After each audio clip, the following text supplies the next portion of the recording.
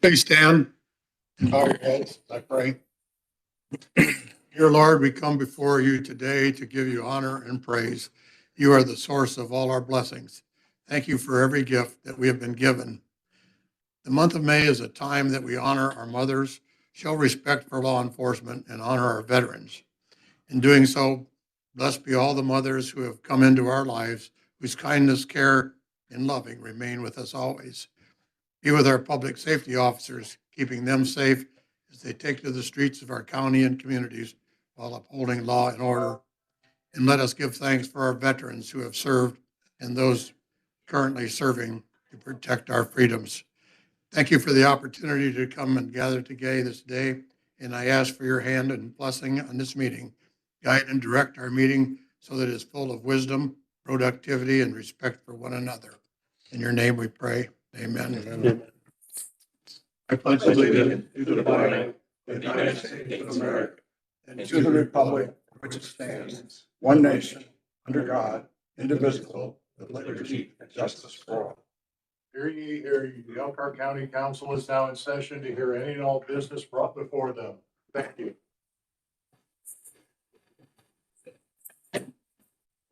Welcome, everybody, to the May 21st, 2026 meeting of the Elkhart County Council.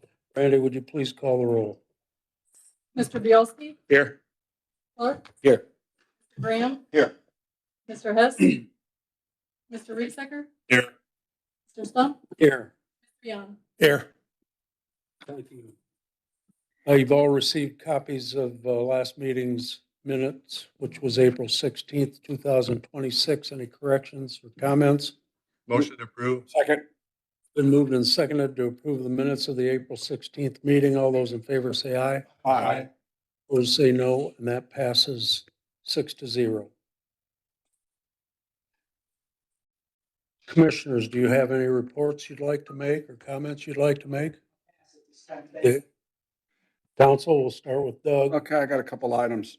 First of all, if you haven't noticed, I want to give kudos to Brandy here. The last couple months, all of our agenda items are grouped by department, so people aren't hopping up and down like popcorn.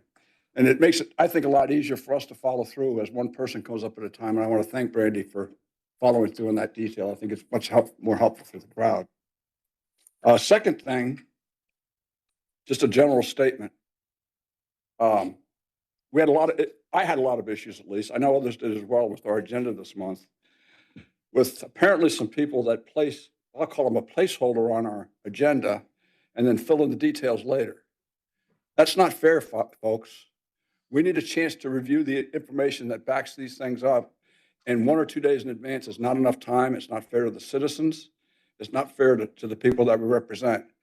So I would ask, you know, I know the pressures of getting things done. You try to get things done, but the drop dead date should be the date that everything that's required is submitted to us, so we have a chance to review it. We had some of these things we had just one day to look at. It's not fair. So I think you're going to find problems when it comes to voting on it. Third thing, sorry, I had a citizen complaint to me this week. He had a tree that blew down on the street. He lives in the county. County, I think it was a highway department, came out and cleaned it up, put it at the side of the road, said he'd be back the next day. Came back the next day, not only took that away, but took another tree down he didn't know about, then came and ground the stumps down to the ground. His complaint was he didn't get a chance to thank him for the quick service. And, you know, quite often we hear everybody complain and moan and groan about poor service, but when something like this comes up, I think it's worth recognizing. I think it happens more often than we admit. But he literally came to me last night and said, I don't know who to thank. The guy was gone so quick, I couldn't get it done. But he was just absolutely impressed with the service that he got. I think it would probably be the highway department, wouldn't it be? That highway? I don't know who would have done that. Okay, and last but not least, Ross Maxwell's he here? I was hoping he was. Okay. Well, I was out playing golf the other day. I know that's a shock. And I was out looking for somebody else's golf ball. But I just found out apparently that Randy Yon, since he's retiring, has taken up golf because I found this Green Bay Packer golf ball out in the woods. So I wanted to bring it back to you so you can continue playing with it in the future. Why were you out? You're good. I was looking for Yeah, I'm sure. I wasn't asking for that. Now you have a Packers golf ball. Yeah, well, and you know that I don't play golf, so there's another Green Bay Packer fan somewhere. That's what I thought maybe it was Ross. Yeah, maybe it was Yeah. Rod. Well, thank you. I'll keep it as a souvenir, Okay, that's it. That's all I have. and I will pass. Daryl, Pass, after all that. Steve, I pass. Adam, Pass. okay. Sheriff, anything to report? He forgot you last month. He wanted to make sure he didn't forget you this time. Yeah, I apologize for that. I just slipped right by me. Yeah. Thank you, Mr. President. So we've got a item we're gonna move in here now, that was supposed to be on the agenda that wasn't. So I moved it up. Elkhart Convention and Visitors Bureau has a short report to make to us. Short. Very short. So thank you. John Huntsberger, Elkhart County Convention Visitors Bureau. Thank you for accommodating and moving me up into the beginning of the meeting tonight. I have presented each of you our latest area guide. That is a state award-winning, multiple year award-winning area guide. So we're very proud of it. You'll see that on each of those area guides, there's two different covers. The inside of that is completely the same. We understand that the audiences that we're trying to reach are both, for the most part, those are coming, individuals are coming to Elkhart County, are coming here for history, culture, the Amish history and culture that we have here in Elkhart County, but also they're coming here for our downtowns, the activities that we have in our civic centers. So that is what I've shared with you. Additionally, I shared with you a pamphlet that we provide that talks about the CVB, about tourism and why it's important, why it matters. Talks about the economic impact, but it also talks about the small businesses that we support, as well as what we and who we support and sponsor throughout Elkhart County. So if you'd like to take a minute, and not at this point, but read through that. Within that, I also want to share, we're in the middle of May at this point, and this morning we had our flower delivery for the quilt gardens. We had 2 truckloads that came in. We estimate with the 17 gardens that are across Elkhart County and in Shipshewana, we have over 1 million blooms that will be planted. Some have actually been planted already at Shipshewana, as well as at Blue Gates in Shipshewana, have already been planted, and they will be on display from Memorial Day to Labor Day. So we promote that pretty heavily, and that paper in your pamphlet shows those 17 gardens, the plant design, the quilt pattern designs, as well as the types of plants. Those are all volunteer decided. So each group of volunteers for each of the locations decide that.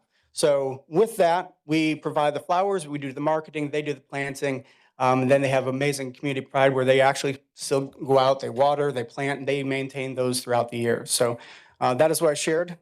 In addition to that, there's a flyer that talks about our Northern Indiana signature experiences, where we have worked with 6 partners here in Elkhart County, where they have curated a unique experience where a visitor or resident can make a reservation, they come in, and they will get a taste or experience of that.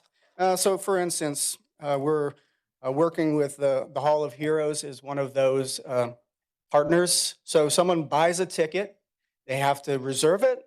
They come to the Hall of Heroes, and then they get this white glove experience where they're talking. Alan walks them through not only the Marvel history, but then some of the unique comics that he has, and then he lets them see those. So some of the experiences, a person walking off the street would not get that experience, except for them making a reservation through these signature experiences. So with that, we've partnered with LaGrange County and St. Joe County to have 11 experiences where groups can come in and they can then travel across our counties. But that is supposed to be something unique that we can sell and that really benefits our businesses here as well. So those are the highlights. I just want to say also we're kicking off kind of the festivals and events season. So we've got some wonderful things happening here. Just want to highlight the celebration under the stars on August 29th. That'll be happening in downtown Elkhart. Boys to Men and the Jacksons will be there. So that's one event that we sponsor. We sponsor many. I see that I'm at 4:13, so I'm going to stop there.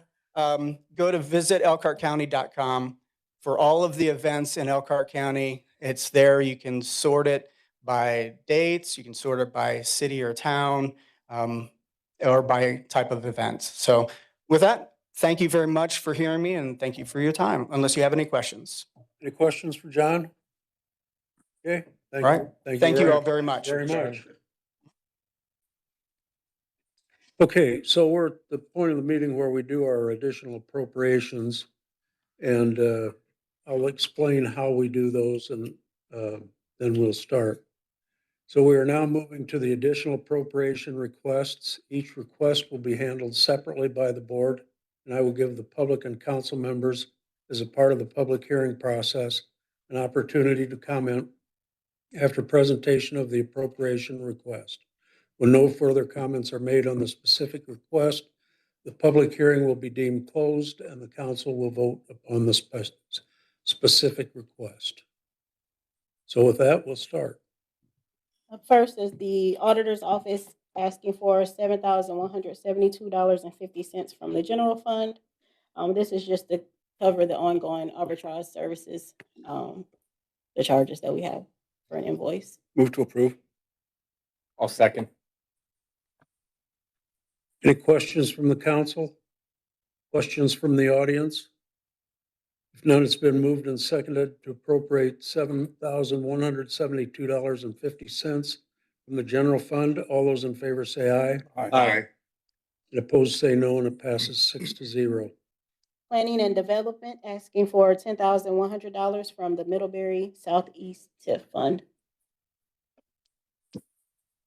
Council, good afternoon. Mayhope, Planning and Development. You'll notice, I think some of you might have caught it, there's an error in the description. It says it's 20% of the total water project model cost. It's actually 25% of the water model project cost.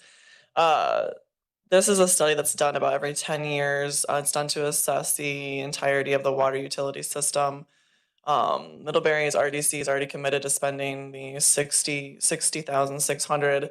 And then our RDC, as well as our county commissioners, have recommended approval for the additional, between the two TIFs, the $20,200 for the remaining portion of that project. I would like to point out to you, we do have two pretty large users within our TIFs for the water. The Meyer plant and then Mid-State Specialty Eggs, which you all probably heard about last year, are two pretty big players for the waters of gallons that are used in that system. What does the study do? So it looks at the entirety of the system and it evaluates things like, does it have enough capacity? Do the pipes need to be inspected, replaced? It just looks at the whole system and gives an evaluation of what they can anticipate for expenditures going forward.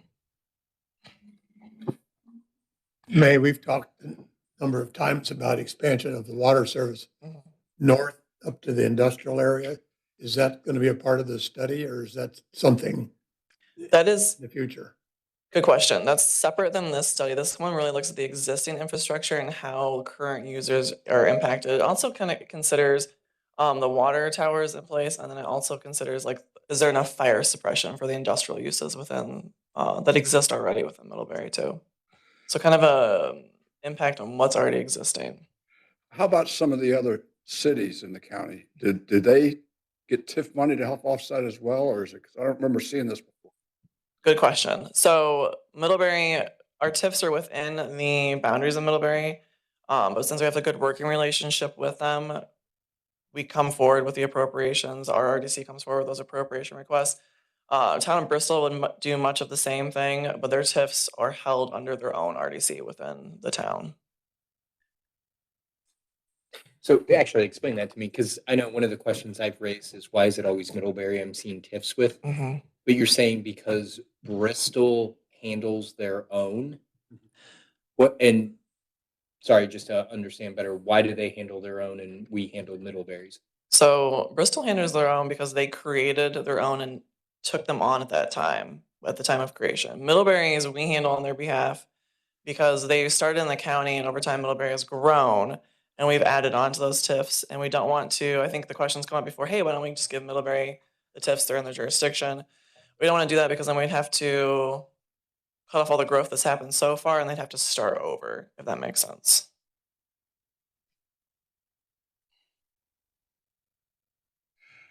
Plus we lose control of it. And we like that. We like the partnership and they work really, Mary, I always reference this when I'm up here at the podium talking about our RDC projects, but we meet with Highway once a month to go over all the different projects across the county and Mary attends those too. So there's just a really strong partnership that exists there. I'll move to approve B and C. I'll second. We can do them together, right, Steve? Just have to. So C is $10,100 from the Middlebury East TIF Fund. Okay, any questions from the council? Any other questions? Any questions from the audience? If not, it's been moved and seconded to approve $10,100 from the Middlebury Southeast TIF Fund and $10,100 from the Middlebury East TIF Fund. All those in favor say aye. Aye.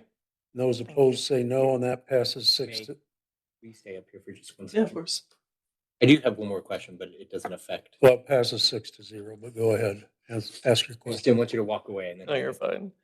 So if we expand a TIF, does it, is it 20 or 25 right now? I know it's been moved around. 20 years for a TIF or 25 years still? 20.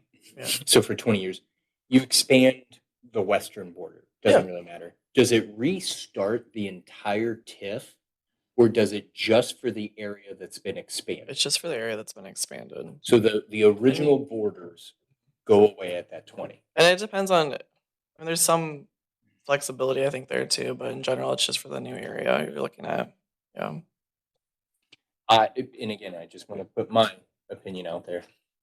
I don't have issues with TIFs in theory.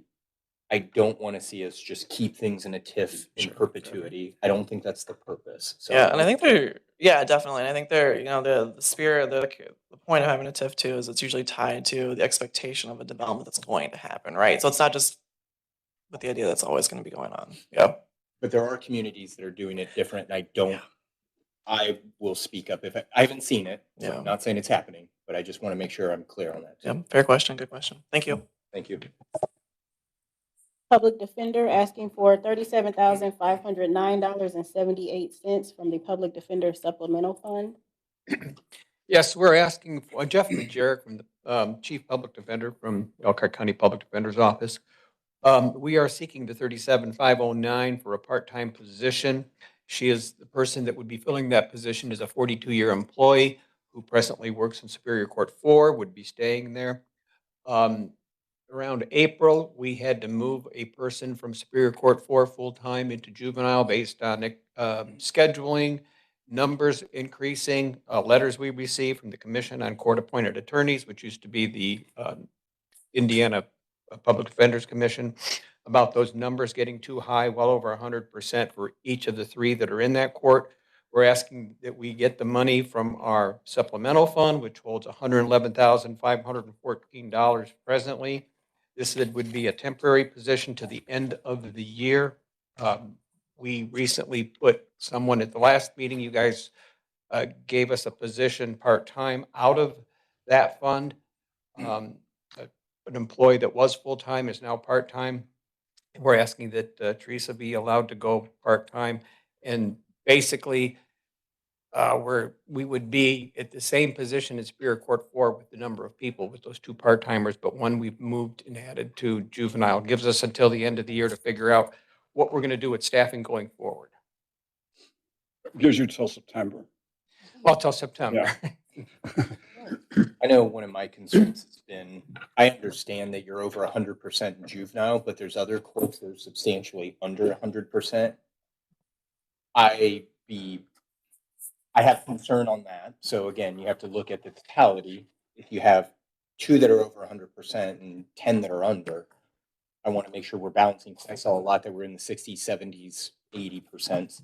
And then the thing that I was requesting when we originally discussed this, if we're giving back 300,000 at the end of the year, because that was an argument you made in favor of this, I said, perfect. Can we cut 37,000 now out of something to make that difference? So that's my concern, is that there wasn't a cut to go with the additional spending. Well, the cuts would be made out of our budget, and we'll return money again this year, but the cuts in the budget would not come from the supplemental fund.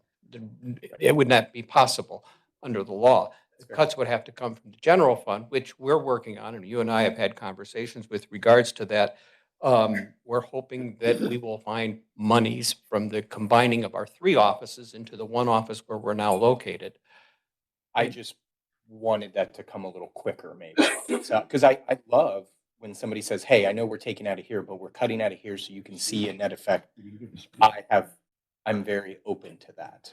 But I understand what you're saying on the supplemental. I wasn't saying cut from the supplemental, but cut from somewhere. Because that's just nuts. Within the next few weeks, budget time will be wrapping up and we'll be pulling all of our numbers and I'll present to you what we have going even before I present them or submit them for approval.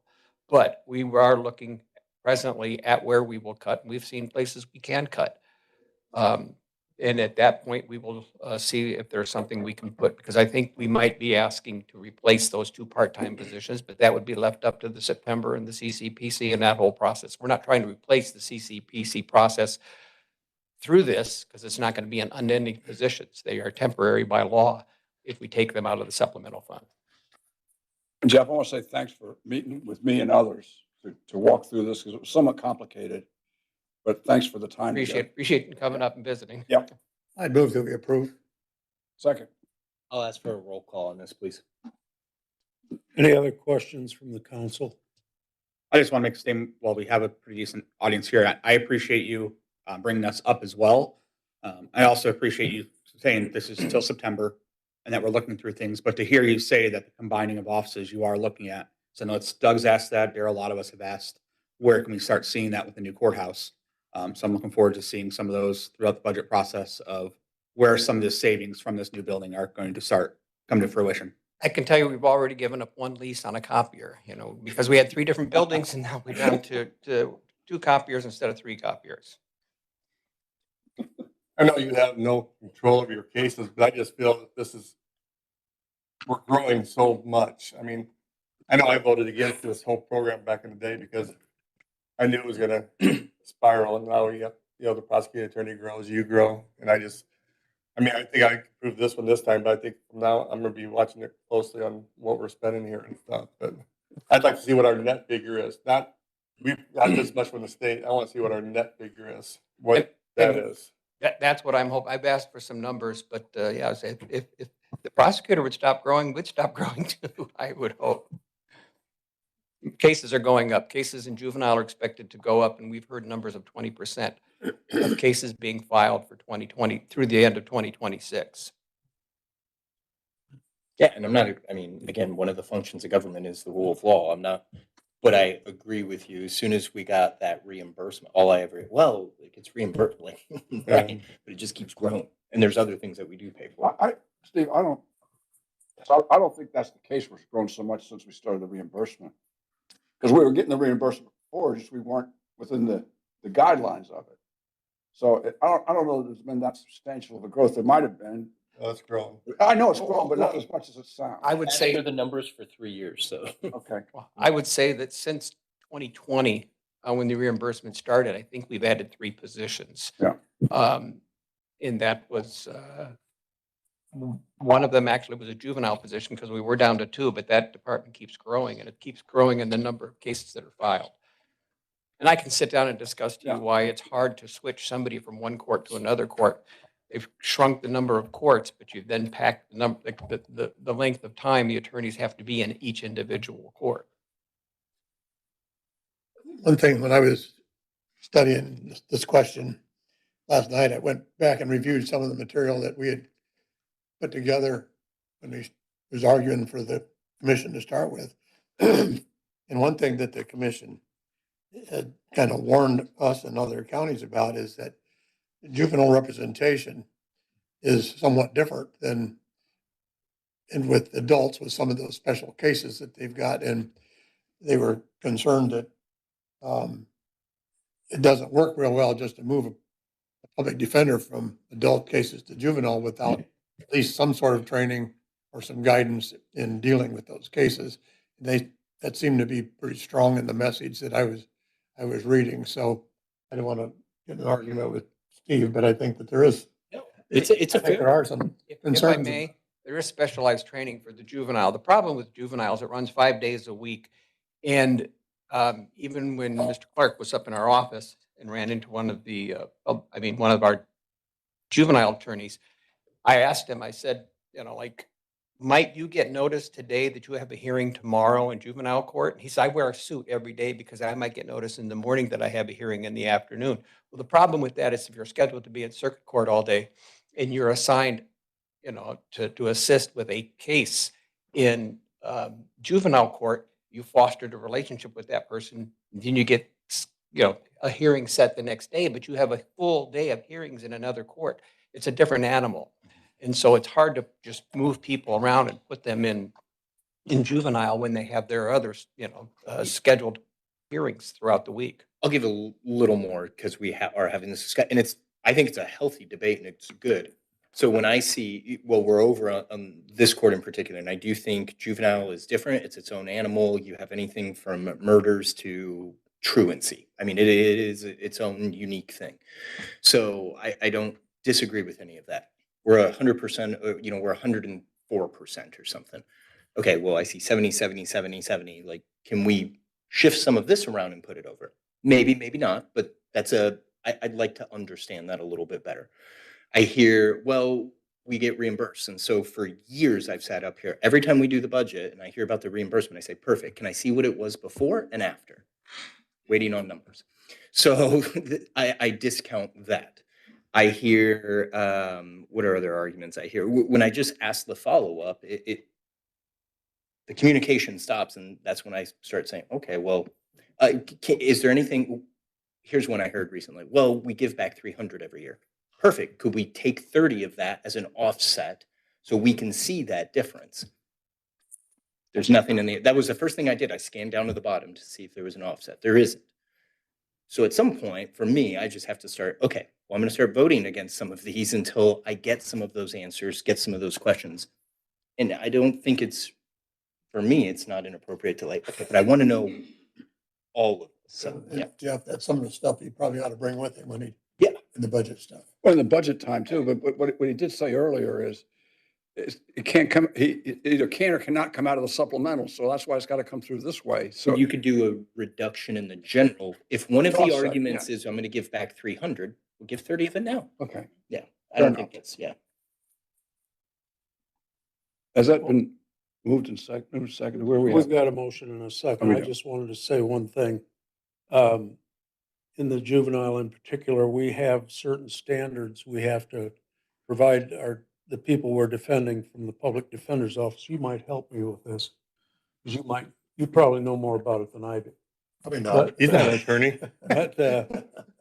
But we want to provide proper defense for these people that we're defending, the public defenders defending, because if we don't, some lawyer might decide that we're not doing our job, a good enough job in defending these people, and it may cost us Have to do it over. a court and have to do it over. That's right. That's what I'm trying to say. See, Okay. you know more about it than I do. But, so that's another consideration we have to make in this. It's not all about money. It's about how we do things. So any other questions from the council? Questions from the audience about this? Hearing none, it's been moved and seconded to appropriate $37,509.78 from the Public Defender Supplemental. Roll call vote, please. Mr. Bielski, Yes. Mr. Clark, no. Mr. Graham, Yes. Mr. Hess not here, Mr. Reeksecker, Yes. Mr. Yan, Yes. Mr. Stump. Yes, and that passes 5-1. Thank you very much. Community Corrections asking for $92,475 from the Community Corrections Fund. Good afternoon, Helen Calvin, Director of Community Corrections. Last month, we got approved for CTP funds in the amount of $92,475 into our project income. Now we're asking for those funds to be transferred into the appropriate accounts to cover training materials, professional services, and education. Makes perfect sense. What are CTP? What is it? That is our community transition program. Those are the per diems that we receive from DOC. Move to approve. Second. Any other questions from the council? Questions from the audience? It's been moved and seconded to approve $92,475 from Community Corrections Fund. All those in favor say aye. Aye. And opposed say no. And that passes 6-0. Thank you. Park and Recreation asking for $150,000 from the Park and Recreation Capital Fund.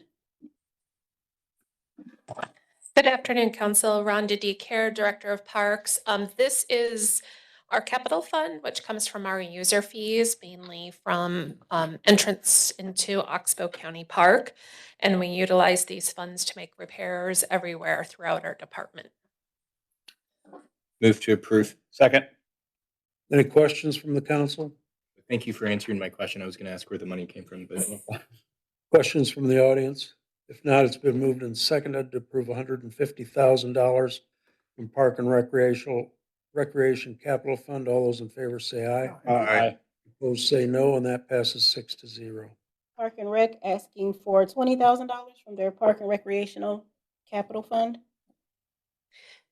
These are the same pot of dollars, but we separate out the museums. We have a need yearly for annual maintenance of our heating system, which is aging. I will remind you, and we put welds on it about 15 years ago, and well, no, probably 8 years ago, and they told us those would have a life expectancy of 15 years. So at some point, we will probably need new boilers in that facility. We also have several roof leaks that we are looking at for that building too. Move to approve. Second. Any other questions from the council? I have one. That's just because what you just brought up. I would encourage you to get with Joel and talk about getting that heater replaced before it's a disaster, you know, Yes. especially if you're going to budget time. Yeah, and I know Bob Barnes said he would be willing to. Yeah. Take Well, it. it just. Yeah. If they said 15 years, we're at 15 years. Let's not keep rolling the dice here. Yeah. But I'm not saying to go through, but we gotta look at it. Right, start looking at it, exactly. And Rhonda, I know you're doing this, but also talk with John, see what kind of grants are out there since it's a CVB destination. Yes, He and I were talking about some grants the other day, so just have a chat with him and see what might be available. exactly. And if I could combine pots of money with grants and government, yeah, that would be a great match. Any other questions from the council? Questions from the audience? If not, it's been moved and seconded to approve $20,000 from Park and Recreation Capital Fund. All those in favor say aye. Aye. And opposed say no, and that passes 6-0. Park and Recreation asking for $2,500 from their Park and Recreation Fund. This is a donation we get from the Elkhart County Historical Society each year to assist with the staffing of the museum. So it goes into our part-time budget. Move to approve. second. Any questions? Questions from the audience? If not, it's been moved and seconded to approve $2,500 from Park and Recreation Fund. All those in favor say aye. Aye. And opposed say no, and that passes 6-0. Park and Recreation asking for $5,100 from their Park and Recreation Fund. And again, this is from the commissioners and it goes into our part-time account to help hire part-time staff to assist us with maintenance of sick span, which includes bathroom maintenance, trash removal, lawn care. By the way, just as a side note, it was exciting last night to see so many people. Must have some kind of a bass fishing contest last night. That parking lot was packed with cars and trailers at Six Band Bridge. When there's tournaments. There was it's- something going it's on, man. full. It was full. It's good Yep. to see it used. People putting their boats in. Yeah. I mean, this was 8 o'clock at night, so it wasn't like. Yeah, it probably was a tournament. Any other questions from the council? Questions from the audience? If not, it's been moved and seconded to approve $5,100 from Park and Recreation Fund. All those in favor say aye. Aye. And opposed say no, and that passes 6-0. Thank you. Health Department asking for $4,379 from the Lobley Donation Fund. Melanie Sizemore, Health Department. The Lobley Donation Fund is a fund that comes through the Community Foundation to help us pay for uninsured and underinsured children's immunizations. I'll move to approve. Second. Any questions from the council? Questions from the audience?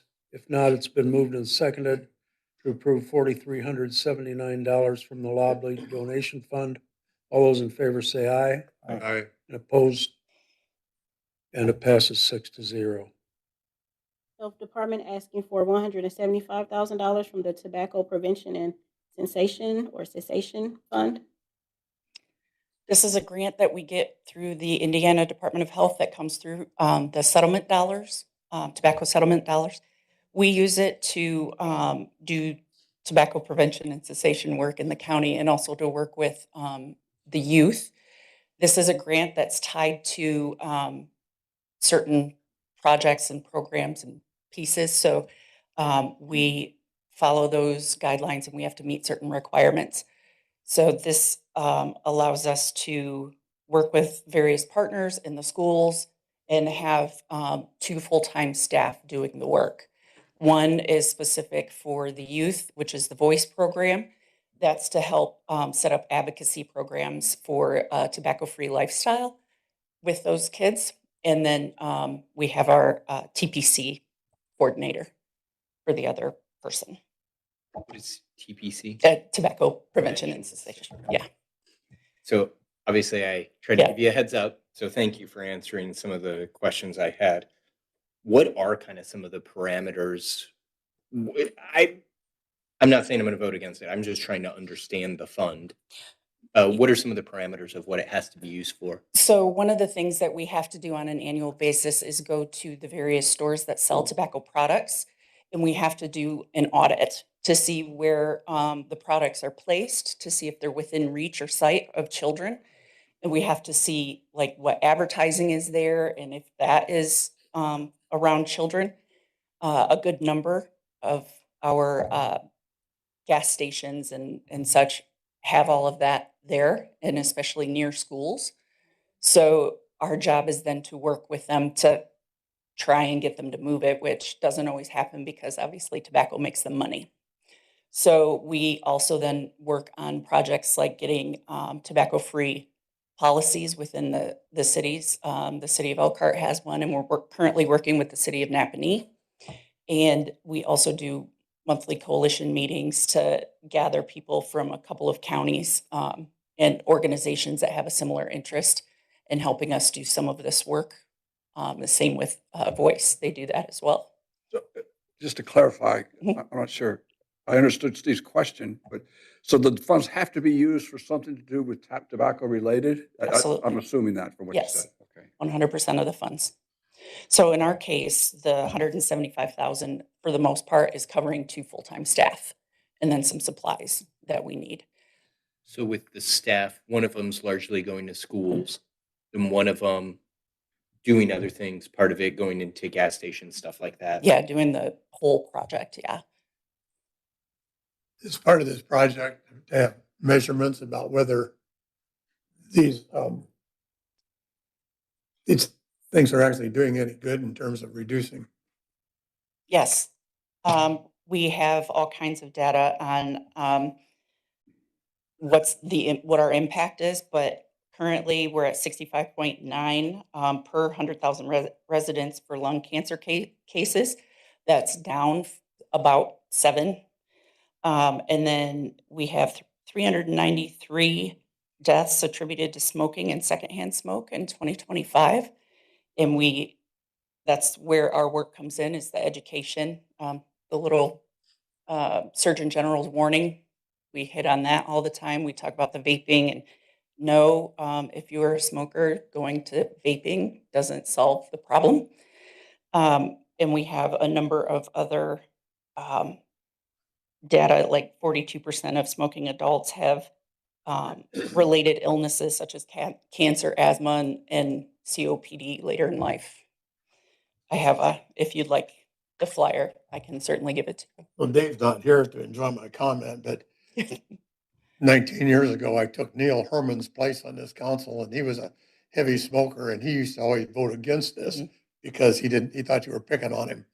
I have to just mention that as we move forward. Yeah. Historian today. You're the historian today. Yeah. Yeah. With all the stats that you have, because for one, can this be used, then it would say tobacco, but can it be used for vaping as well? It does. Okay. We do that. Second question, do we have any stats through all this stuff with smoking in schools and our youth and making changes there? Because I don't care what adults do, full Mhm. transparency. I care about our kids, and Absolutely. hopefully the adults then don't turn to it. But I want to make sure that the funds are going to stop the problem, not consenting adults doing what consenting adults are allowed to do. Sure. And that is where that voice program starts, is that education piece. I do have some data not with me. I can certainly Email that. Yep, I Okay. absolutely can. But our goal is to keep all of the kids from smoking and vaping. We work with the school SROs, or student resource officers, because they all have policies where they take the vape pens and that sort of thing. They have lithium ion batteries in them. We found that the schools were just sort of putting them in a box, and those can catch on fire or explode. So we worked with the landfill and some others to get them to be able to dump those in a safe way. But we've had, we know of third graders that have been caught with vape pens all the way up to high school. Do you have a motion on this, Tom? No, not yet. I'll move to approve. Second. Any other questions from the council? Questions from the audience? If not, it's been moved and seconded to appropriate $175,000 from Tobacco Prevention and Cessation Fund. All those in favor say aye. Aye. And opposed say no, and that passes 6-0. Thank you. Landfill asking for $350,000 from the landfill operating fund. Good afternoon, Brad Rogers, County Commissioner. It's actually not the landfill, it's the commissioners that are taking money out of the landfill operating fund, and the L and M is related. The L is the transfer between funds, and M is the special projects appropriation for the grants for Center for Community Justice, Council on Aging, CAPS, and Basher Home. And I've sent you a summary of what the money would be used for in your email several days ago. And the commissioners unanimously passed this appropriation last Monday. And it's not always easy for all of us to agree on everything. So, and I'd like to point out that it's, this is the type of thing that we don't take lightly. We realize these are public funds, but we also realize that there are certain organizations in our community that are doing some things that probably would fall to government if they didn't exist. These are, they have niches of service in our community, and the commissioners believe that some county support towards that end is prudent. Any questions? I have a couple. Used to be there were 3 different funds. Now we're supporting 4. At least. Well, the fourth is Basher. I know, but we've grown by 1. So I guess my question is, what determination do we figure who makes the cut, if you want to call it that? Because there's a lot of need around the. Yeah, there is. And we have internal discussions on that. Basher, and by the way, there are representatives from each of those organizations if you'd like to hear from them rather than me. But to answer your question, Basher was added really for a 2-year term because they are doing a capital project, as explained previously, that they're short about $200,000, and so the commissioners had committed to attempting to give them $100,000 this year and $100,000 next year to fill that gap. I just don't want to sound like Daryl because I'm going to steal some of his thunder here. I know, but because we've also grown from 300,000 to 350, as I Yeah, recall. and that's intended to be temporary. Okay, but as I see it today, we've gone from 300 to 350, and I'll let Daryl say the rest of the speech, 'cause I know what he's gonna say. But that's my I'm questions. done speaking on that. Is Any other questions from the council? Is there a motion? I move to approve. LNM, both? So the motion was to approve L and M both. Yes, yes. L them both. So M is from the commissioners asking for $350,000 from the special projects. And like Brad said, this is basically taking the money from the landfill operating fund and moving it into the special projects fund. So it's not $700,000. It's moving from one fund to another fund. Okay, any questions about that? Questions from the audience? If not, it's been moved and seconded to approve No fund. $350,000 from the landfill operating fund. Did Randy, did you second it? No, Randy, you're. Oh, I thought he said. Nobody I'll seconded. second. I'll second. You made a motion. Oh, you made the motion? I have down here, somebody made a motion in a second. Randy made the motion. We didn't have a second. I thought, I'll second I it. thought Doug did. I thought you said L and M.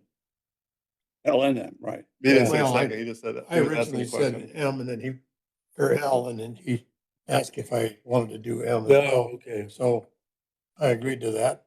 So I'll move that we approve L and M if you want it. Second, I'll second that. Okay. Any questions from the council? We'll do it again. Questions from the audience? If not, it's been moved and seconded to appropriate $350,000 from landfill operating fund and $350,000 from special projects fund. All those in favor say aye. Aye. And opposed say no, and that passes 6-0. Thank you. Sheriff's Office asking for $347,951 from the Lit Special Purpose Fund. Good afternoon, Council. Jeff Siegel, Sheriff's Office, 26861 County Road 26, Building A. Just to go back into 2025, I came before you and requested the $322,871 to upgrade our records management system. Those funds were approved, but delays in the project bring me back in front of you today. However, you'll notice that we are around $25,000 more than I requested in 2025. The reason for this is as the company has dove into the project, they found a significant more amount of electronic evidence that was stored in the records management system that is going to be a little more expensive for them to transfer. So that is the reason for the increase to $347,951. I'll move to approve. I'll second. Any questions from the council? Questions from the audience? If not, it's been moved and seconded to appropriate $347,951 from the Lit Special Purpose Fund. All those in favor say aye. Aye. Opposed say no, and that passes 6-0. Thank you. And the second item is a request for $1 million for inmate food services. This was removed at budget time, and what was left from our budget has now been spent, and this will be for the remainder of 2026. You didn't get Tiara a chance to read it. Well, since we've lumped these together now, the flow is just so much better. Sorry, The Tiara. way you did it. Okay. Well, I'll move to approve. Second. Any questions from the council? Questions from the audience? It's been moved and seconded to approve $1 million from the Lit Special Purpose Fund. All those in favor say aye. Aye. And opposed say no. And that passes 6-0. Thank you. Jeff, what is your population now? At this very moment, if I could get to my phone, I could tell you. I'll tell you here in a second. Oh, 650, I'm guessing. Capacity is how many? 1,000. So that's down from normal, isn't it? Yeah, believe it or not, the DOC has actually taken a around 50 inmates in the last 2 weeks, so that helped. 705. What? 705. Is that on the app? Yeah. Oh, I was off a bit. Well, that's still down. Yeah, it's definitely a manageable number. Are you getting reimbursements regularly from DOC for the prisoners you're holding, or are they still behind? They're doing better this year. Okay. There's just an article saying how bad it is. That's interesting. Article said that what was, Steve? There was an article, I don't remember in something, but talking about how DOC, IDOC, I should say, is not picking people up, that their payments are behind. So it's interesting to hear, like, Maybe turned around. My biggest issue lately has been their failure to take them to RDC. They don't pick up anymore. We do. That's why you bought us an inmate bus a couple of years ago. Definitely more manageable if DOC would take all of their folks. I think we've still got 49 that still need to go.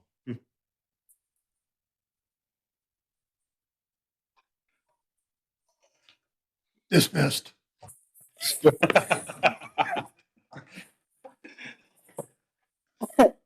Highway Department asking for $300,000 from the edit fund.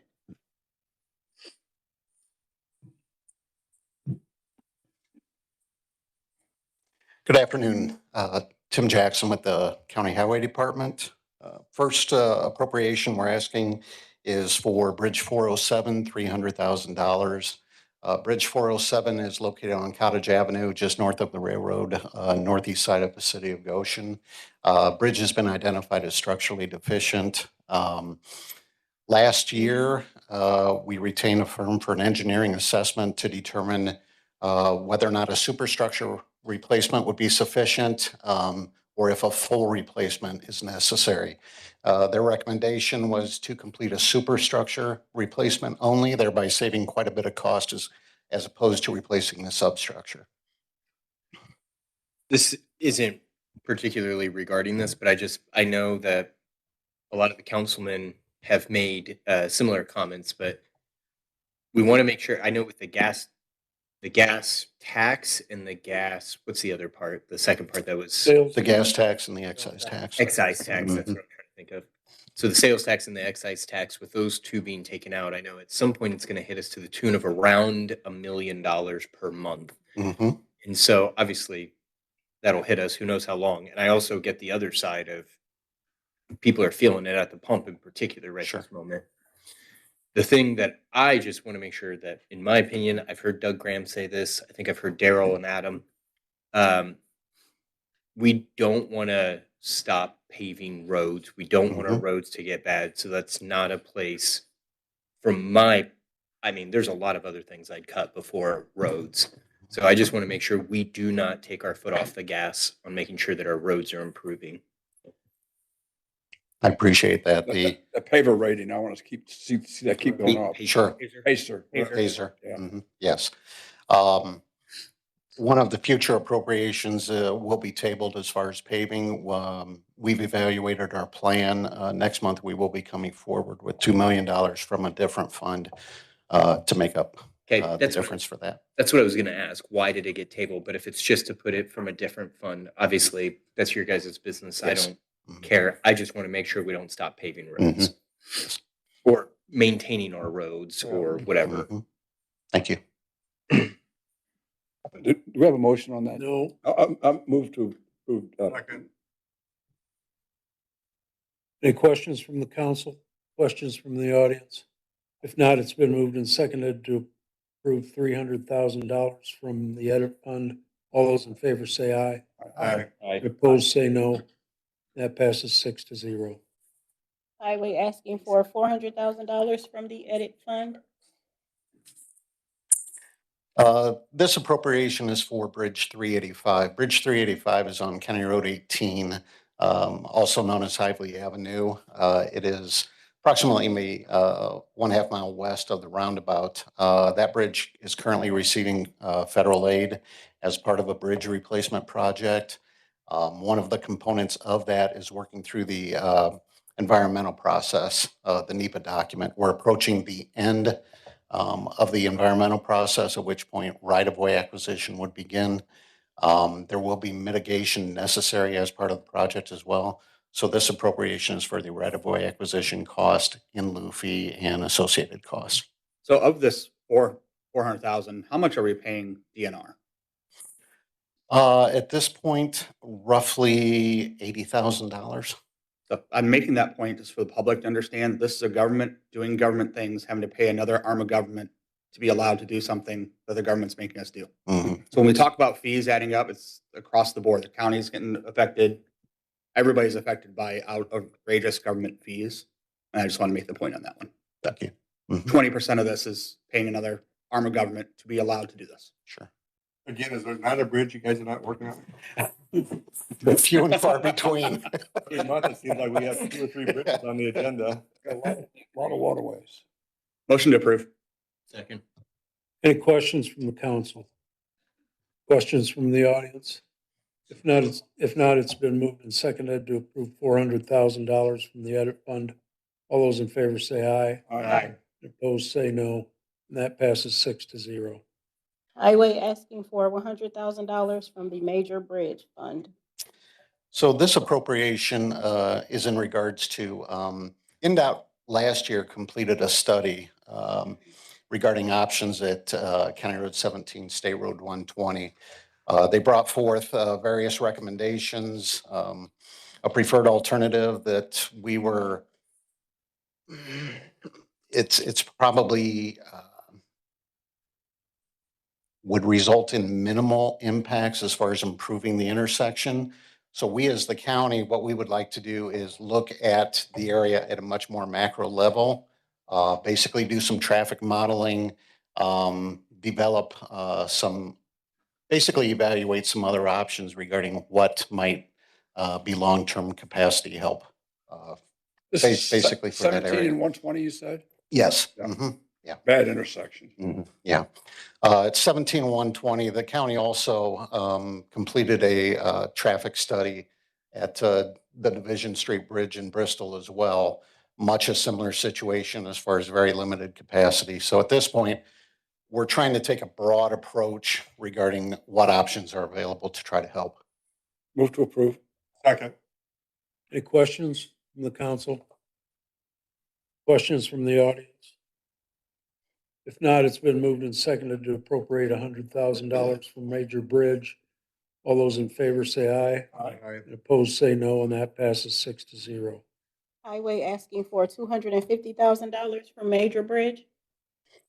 This $250,000 appropriation is for our 2026 deck sealing program. We oftentimes do deck sealing in-house. However, this year there will be numerous major bridges to be have deck sealing completed on them. Due to the complexities of maintenance of traffic and also the process, we felt it prudent to retain or basically pursue an exterior firm to complete the deck sealing program. Move to approve. Second. Are there any questions from the council? Questions from the audience? Seeing none, it's been moved and seconded to appropriate $250,000 from Major Bridge Fund. All those in favor say aye. Aye. Opposed say no. You're That- buying dinner tonight. That passes. That Take his passes- phone. That passes 6-0.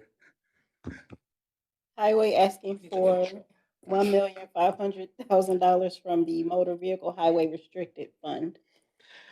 This appropriation is for Bridge 347. Bridge 347 is on County Road 44 over Stony Creek, approximately a mile south of Millersburg, east of State Road 13. We are nearing completion of the design for the bridge replacement. At this point, we anticipate moving forward with bidding the project in the near future. Move to approve. Any questions from the council? Questions from the audience? Seeing none, it's been moved and seconded to appropriate $101.5 million from Motor Vehicle Highway Restricted Fund. All those in favor say aye. Aye. And opposed say no. That passes 6-0. Highway asking for $2 million from the Motor Vehicle Highway Fund. So This is the appropriation that we're asking to be tabled. The $2 million was intended to be used for paving, chip seal, construction, and associated cost. As you mentioned, basically with the reduction in the gas tax and excise tax, we anticipate coming forward next month from a different funding source. Just withdraw it then, right? Yeah, Yeah, it wouldn't just be a withdraw it. table because it'd come back as the same Yeah. thing, so we'll just Withdraw. withdraw it. Okay. So move to withdraw. Second. It's been moved to withdraw item number U. All those in favor, say aye. Aye. And opposed, say no, and that passes 6-0. Highway, asking for $750,000 from the Road Maintenance and Construction Fund. This is an appropriation to be used for our paving program. It would be for road paving, chip seal, construction, and associated cost. Approve. Second. Any questions from the council? Questions from the audience? Seeing none, it's been moved and seconded to appropriate $750,000 from Road Maintenance and Construction Fund. All those in favor say aye. Aye. And opposed, say no, and that passes 6-0. Highway, asking for $100,000 from the Road Maintenance and Construction Fund. As you're aware, was a very harsh winter last winter. These funds are intended to replenish our salt inventory. Also, the calcium chloride we use on gravel roads to reduce the dust on the gravel roads. Move to approve. Second. Any questions from the council? Questions from the audience? Seeing none, it's been moved and seconded to appropriate $100,000 from Road Maintenance and Construction Fund. All those in favor say aye. Aye. Opposed, say no. That passes 6-0. Highway, asking for $1 million from the Community Crossing State Match Fund. This appropriation is for a $1 million community crossings grant that we received from the state. This is simply the appropriation to use it for paving, road construction, chip seal, and associated costs. This is the one we did not get last year, right? Correct. Yeah. Mhm. I'll move to approve. Second. Any questions from the council? Questions from the audience? It's been moved and seconded to appropriate $1 million from Community Crossing State Matching Fund. All those in favor say aye. Aye. Opposed, say no. That passes 6-0. Okay, thank you. We have one reduction request. A reduced $3 million County Road 6 and County Road 17 Improvement TIF Fund. Move to approve. Second. Any questions? Questions from the audience? If not, it's been moved and seconded Oh my God. Feed him with. This is out of I control. didn't turn one off, not the to other. approve a Oh, reduction of $3 million from the County Road 6 and County Road 17 Improvement TIF Fund. All those in favor say aye. Aye. Opposed, say no, and that passes 6-0. can I There- please ask the rest of the council to remind me of this next month so I can make fun of it again? I want to make sure it doesn't die tonight. He's buying dinner. Or you could give me a paintball gun and I could just shoot him when that goes off. Done. Jeff, what do you got? Okay, so there are no transfers requiring council action, and the requests that don't require council action are available in the auditor's office. So now we're done with the appropriations. We'll move to other business, and Chris Stager has some information he'd like to bring forward. Good afternoon, Council. Chris Stager, Economic Development Corporation, 300 Nipco Parkway. First off, I'd like to apologize if I was the cause of the delays in the agenda. I'd like to just give you some clarity. We had, prior to this meeting, we had asked Baker Tilly to do numerous analyses for us. I don't want to say that they didn't do them promptly. We asked them to do them 4 different times. And we didn't get the last one till Thursday, and we worked as hard as we could to get those things done. But if we were the cause of that, I apologize. Today, I've asked David Damerow, our Director of Retention and Expansion, to join us. He's going to take you through some of the projects and introduce the companies involved. So, David. Can I make one statement before he starts, just to help me?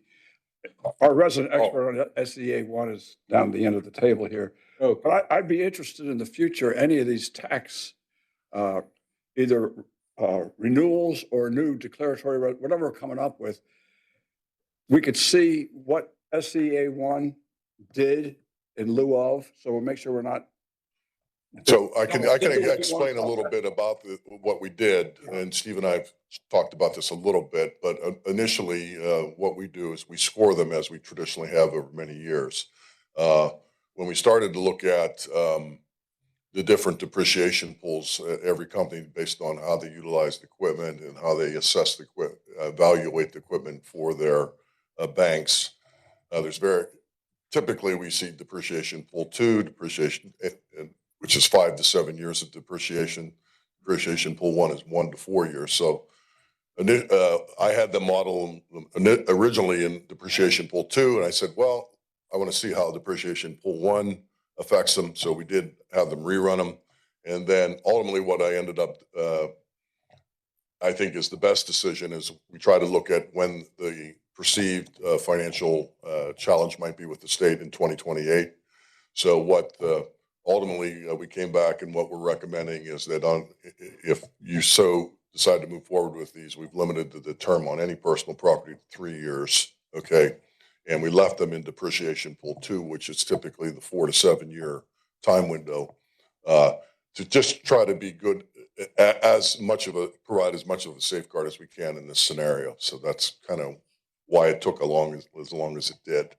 So I can answer any other questions, but I will try to do that for you. So, and again, I can wait till the end or ask now, but which do you prefer? I mean, you know my questions. It's the same thing. On the depreciation pool? Right. I actually, when we ran the analysis, depreciation. Sorry, pool, when you say pool, what do you mean by depreciation pool? that is a standardized accounting method by which companies determine depreciation on their equipment. Okay? So like, okay, so you're So when you and I, as an example, had spoken about your equipment, and she may, the assessor may have some more insight into this, but the one that we see most often, based on the forms that I see come through on the phase-ins, are depreciation pool 2, which is a 4 to 7 year schedule. DLGF does define some of those classifications, and we have a banker on the council can say that they evaluate companies to some degree on not only on their physical assets, but on the equipment that they have within their facility. So it's most common for us to see depreciation pool 2. We rarely see depreciation pool 1. When that topic came up after our last conversation, anecdotally, I reached out to Insight Accounting and Krugel Lawton. They say they don't see depreciation pool 1 very often. Where they do see it is tool and die, highware items, data center, which would be, another rapidly depreciated asset because that hardware after 3 years is pretty much fried. So it's just to shorten this a little bit, it's the time span. So if you say depreciation pool 2, you're saying that this organization is going to depreciate between 4 to 7 years. Yes. Okay. And one of the reasons depreciation pool 1 may not be used as often is because the companies evaluate that when they go for financing and things like that. So it is a critical metric to how they evaluate the company. And so, Doug, where this will come up is if they want because they're going to depreciate down during that. So hypothetically, they come in and they want a business personal property tax. It used to be where it'd only go to 30% and then it'd be in perpetuity. So they got rid of that floor. So the problem is now if you depreciate down if you could, let's say we give a 3-year abatement on business personal property and they depreciate it out in 3 years, you've never paid $1 in tax, hypothetically. So that's why I was trying to figure that out. As we talk, that's what the state wants. They don't. No, they want you to be able to depreciate it out. It has nothing to do with tax abatements. Tax abatements is a different thing.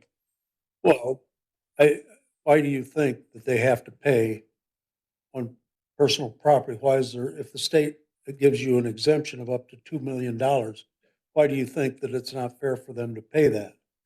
I mean, why shouldn't they take that No, it's not. Why shouldn't they take advantage of that? You're talking about the de minimis exemption. That's not what I'm referencing. It's for people who would be over the 2 million. And they now, so they, by law, they should pay this. We're giving them an exemption for 3 years. They depreciate it out and now they have it. It doesn't deal with the 2 million. Okay, Yeah, but the I 2 still- million would be a bonus from what it used to be then, correct? No, because because it's not an exemption, it's a de minimis exemption. So once you hit $2,001,001, you pay on the full 2 million. It's Okay. kind of a stupid, in my opinion, it's a stupid policy. yeah, well, I agree on that. Yeah. The that's rest a of it, dumb I'm one. not sure I agree on.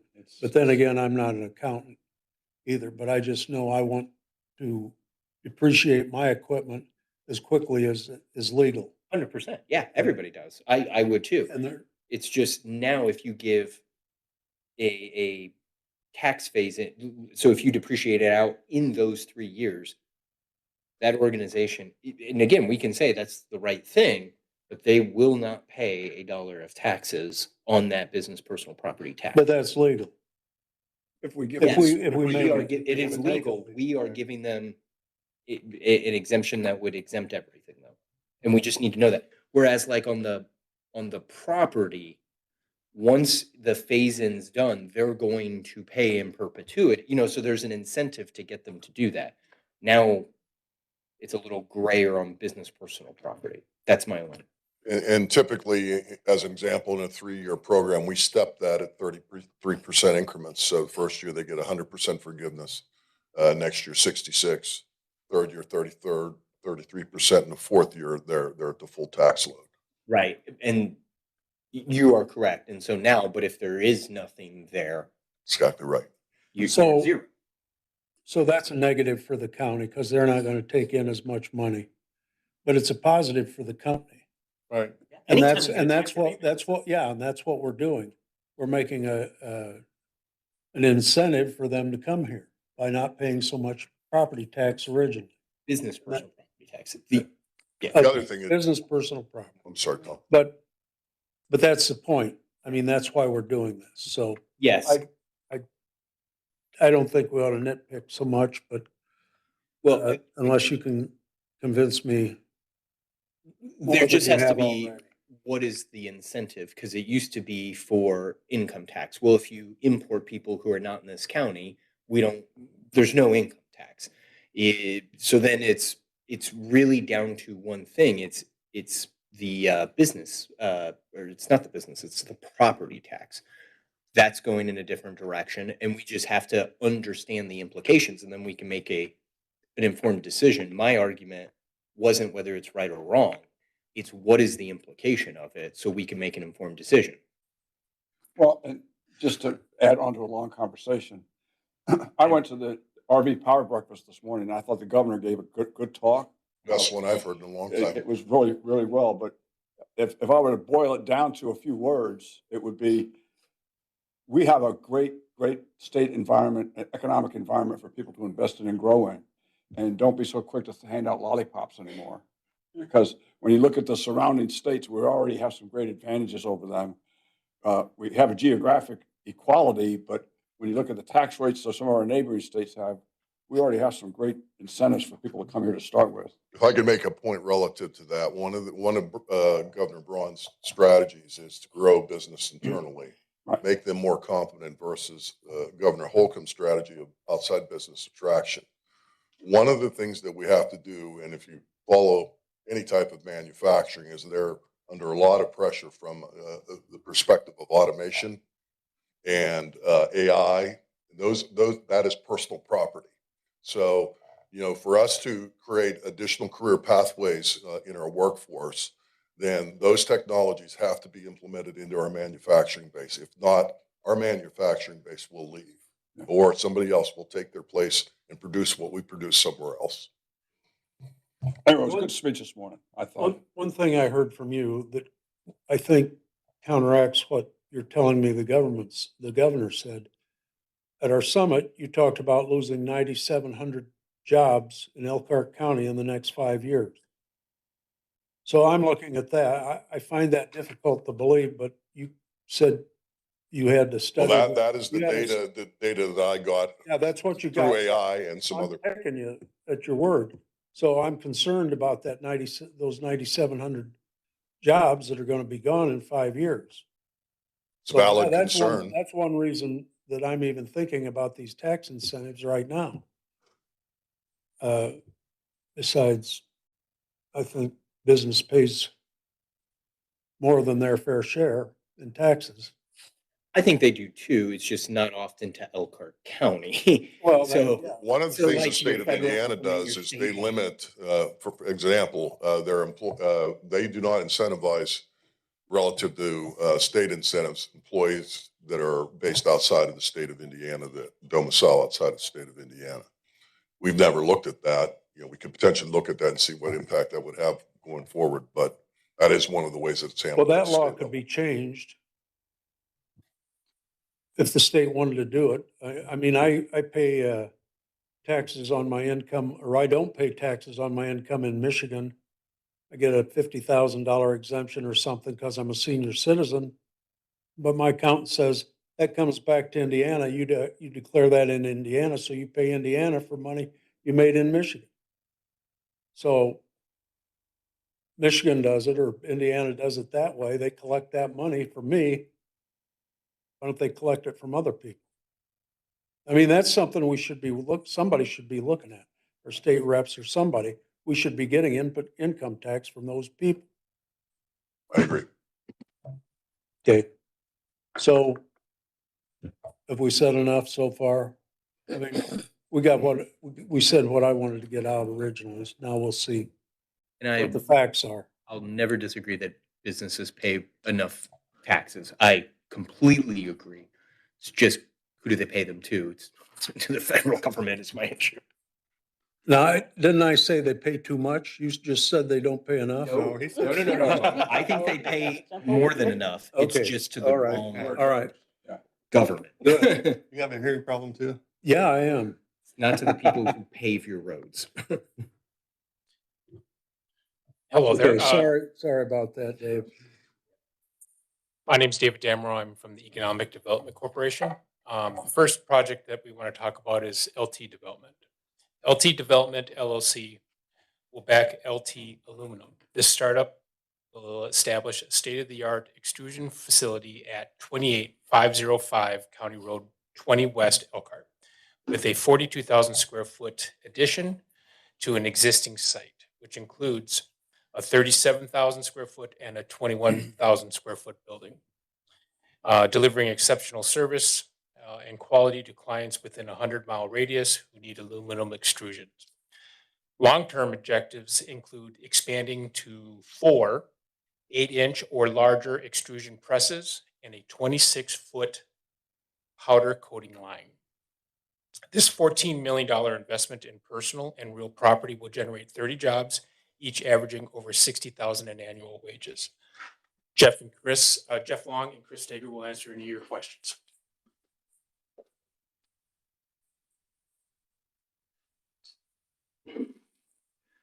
Good evening. I'm Jeff Long, and I represent Executive Director for LT Development and also LT Aluminum.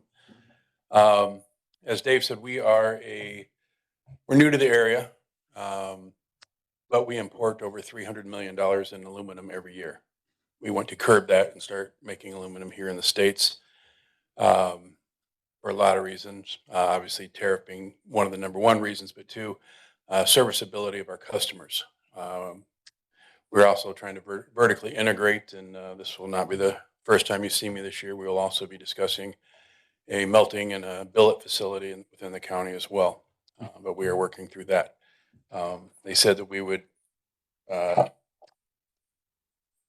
represent about 30 new jobs. That number is actually, after a couple of meetings last week, we're probably going to double, if not triple that number very quickly. We brought some investors in last week and walked them through how many RV plants, many pontoon plants, the marine industry, the construction industry, and it was actually mind-blowing for them what we do in this county. So I'm a longtime resident here.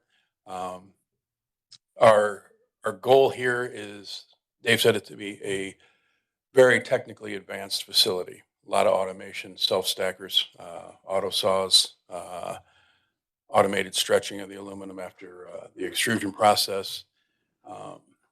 We will also, by doing the work here in the States, we'll have a significant reduction in waste from the environmental side from packaging. We'll be using steel returnable containers to our customers locally and outside the state as well. So from banding to wood to cardboard, all of that will be heavily reduced and within the county as well. So it's kind of a greener footprint from importing as well. I have a quick question about something you said. I'm not a metallurgist, but I know a little bit about aluminum and steel. You said you're going to be making aluminum, or you're going to be extruding aluminum. I think that Our first phase on Mishawaka Road is going to be extruding. okay. Where within the next few months, I'll be back to discuss making aluminum out of recycled material here in the county as well. We're looking at sites right now. Obviously, one of the biggest problems that even all the data centers have, finding power and high pressure natural gas. We believe we found a site, working with NIPSCO right now to see if we can get it here in a reasonable amount of time versus the proverbial 2 years. But we think we have a site that can get it in less than a year. So we're excited about that. And plus, we're also, if we can buy the scrap locally, that's, everybody's shipping it out. It'll be better for everybody from a economic standpoint. I mean, we have a lot of scrap that we produce in this county along with usage. I appreciate looking at this to onshore, bring something new that currently we're doing overseas. My only concern, and is this strictly for RV and marine, or we've been doing a really good job in this county of diversifying and not being so stuck to one sector? That, as you know, longtime Correct. resident, that's the ebb and flow. So is there any opportunity outside of those sectors? Yeah, we want to go. Currently, I'm also executive director for JDC Aluminum in Tampa, Florida. We make all your aluminum extrusion for commercial windows. We cannot depend on the RV industry right now. This is, we all know it goes up, it goes down, it goes up, it goes down. We don't want to lay off people. My construction companies that I own, we work outside the county, we work outside the state because right now is not a good time to build in this county. But so yes, from the marine industry, be it coastal, inland lakes and so forth, the construction industry with the storefront material, we want to grow. So we'll have 4 presses, but we'll have more presses in this county than 4 before it's all said and done. I want to say, I mean, I love the fact, looks like a great company. When I was looking at this, it looks like is it a 5-year phase in for the business personal property?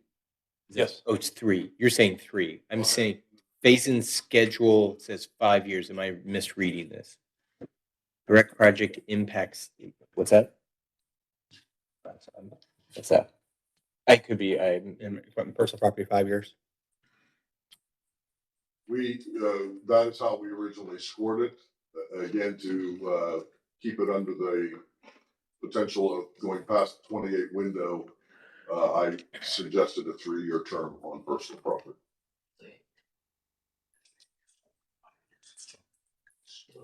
So your future, It's scored for a longer term than I'm advocating.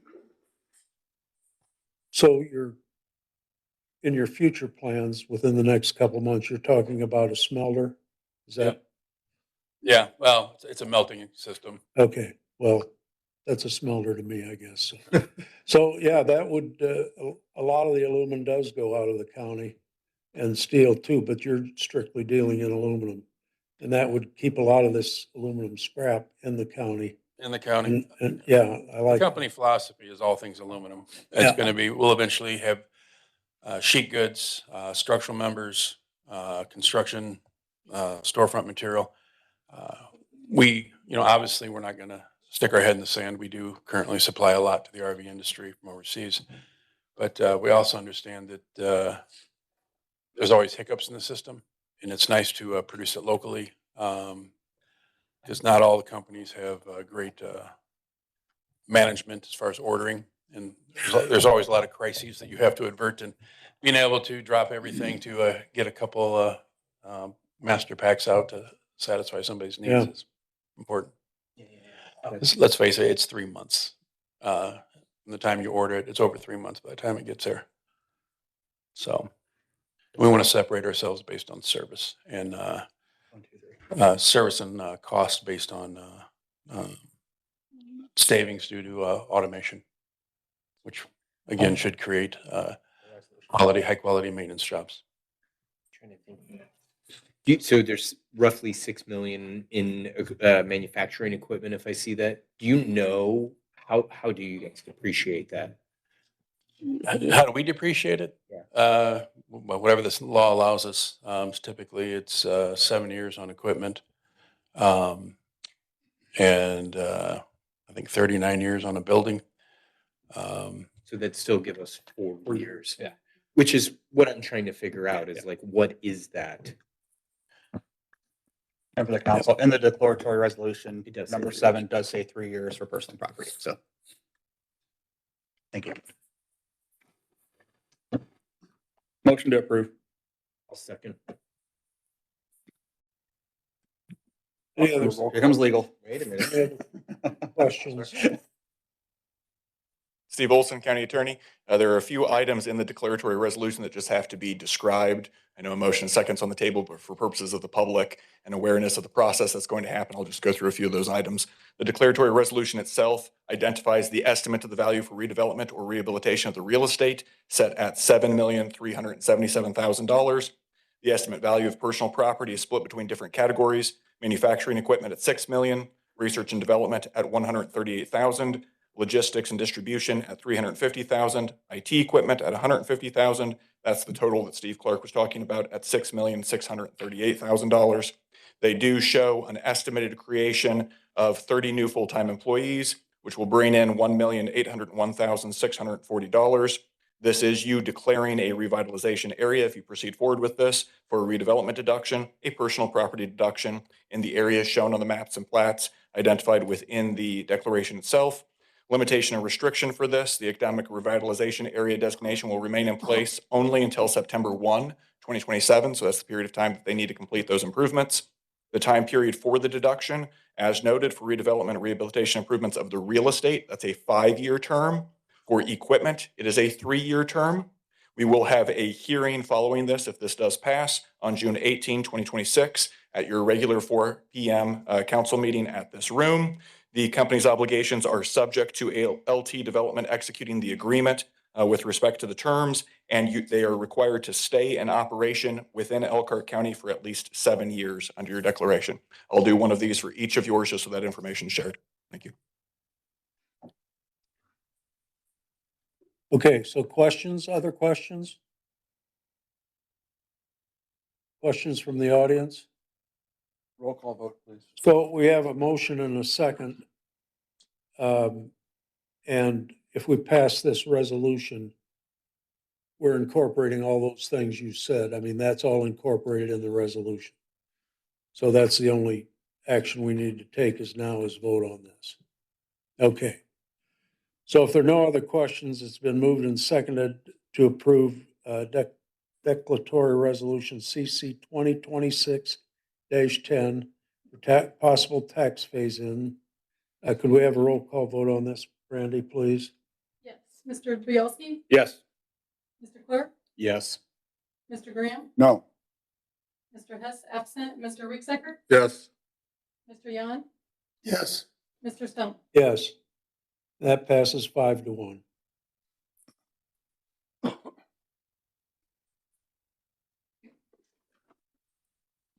Our second project, Dynacomp. Dynacomp is a new startup focused on manufacturing lightweight, wide format composite siding designed specifically to enhance the durability and the efficiency of delivery trucks and trailers. Founded by Chris Kinsel, a former CFO of Alpha Systems and Techmoto, Dynacomp will become a strong presence in northern Indiana. They are here today to discuss a new location in Elkhart County at 51650 County Road 133, Bristol. With the $7 million investment in personal property, they will develop a portion of the old Brinkle building and will create at least 50 new jobs at an average wage of 62,400. Chris and Chris are here to answer any of your questions.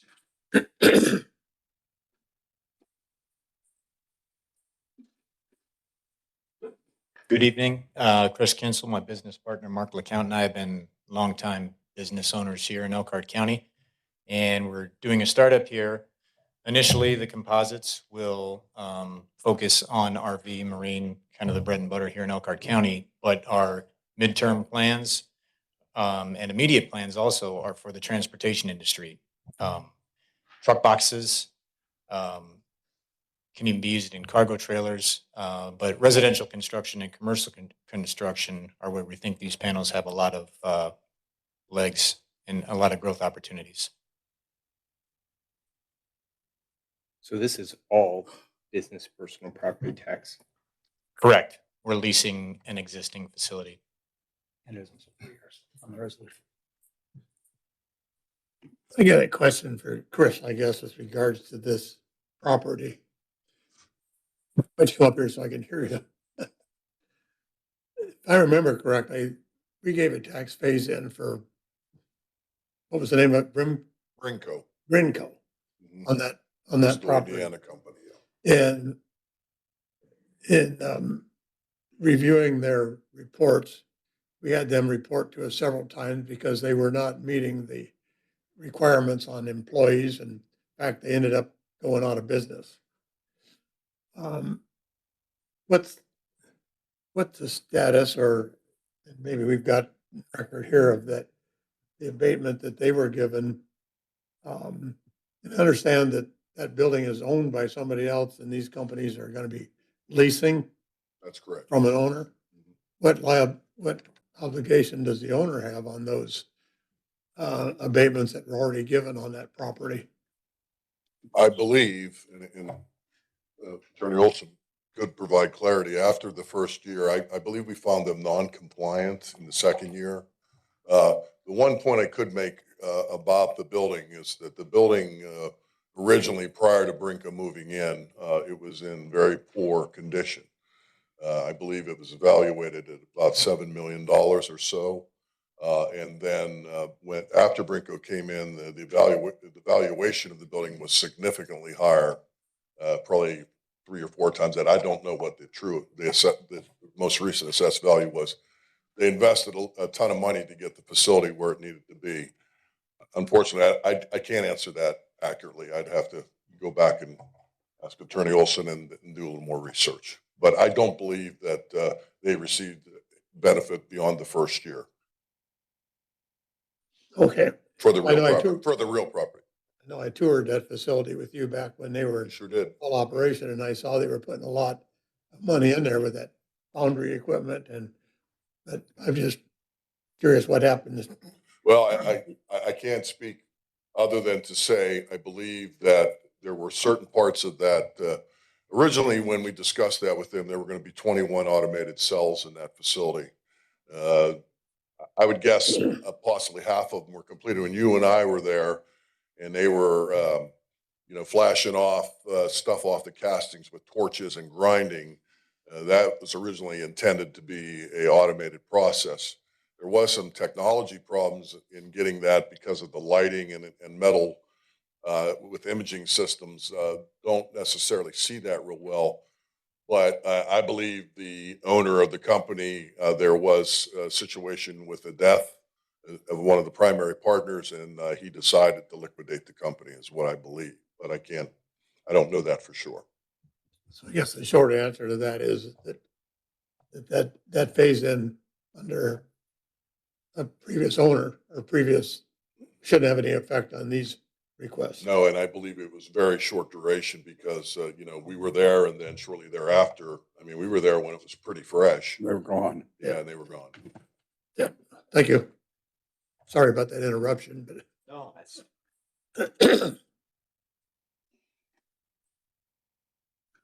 Any other questions? So you're talking about just 15 new employees? Is that what I'm hearing? Correct. So when I look at these, I kind of look at the number of employees that are coming in to work at these, when we give these tax phase ins. So I was Would you say 15 or 50? 15. 1-5. I thought, Oh, it should be more than 15. We expect it to be 30. I wrote down 50, but Doesn't the thing say 15? It says 15. So it's 15 on your form. Yeah. At an average Okay. hourly wage of $30 an hour. Our expectation is it would be more employees than that. Excuse me.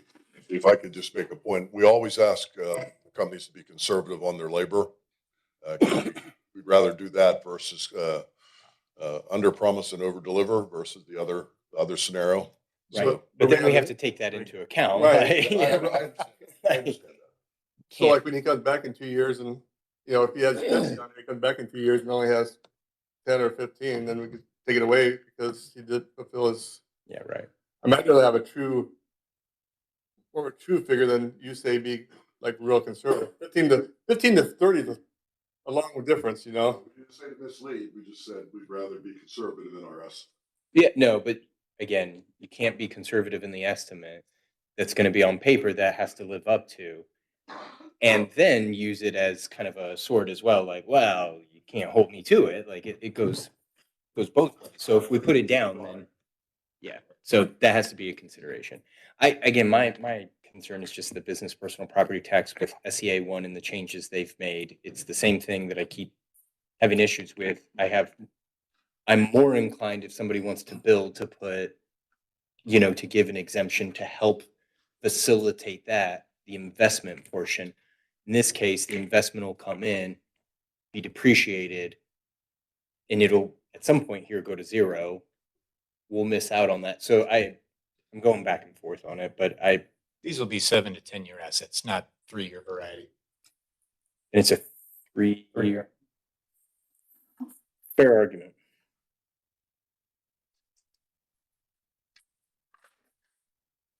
any other questions? Questions from the audience? Thank you. Thank you.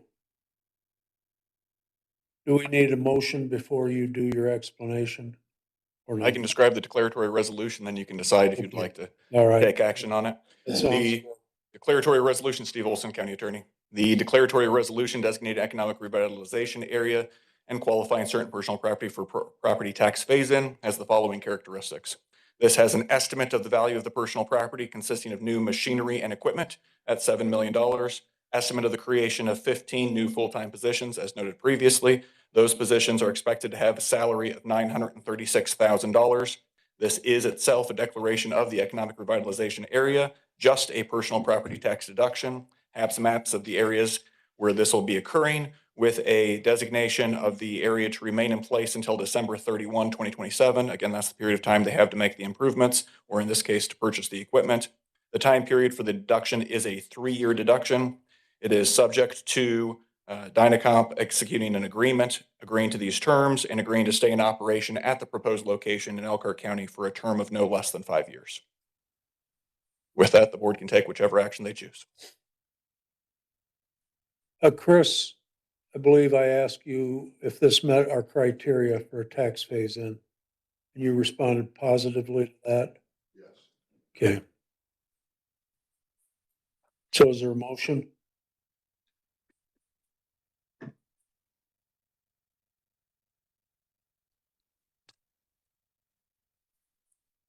There's no motion on this?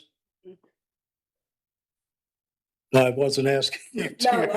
I'm with I was you though, asking like- these guys at the end of the table. Okay, well, I would just say that we've got this criteria out there.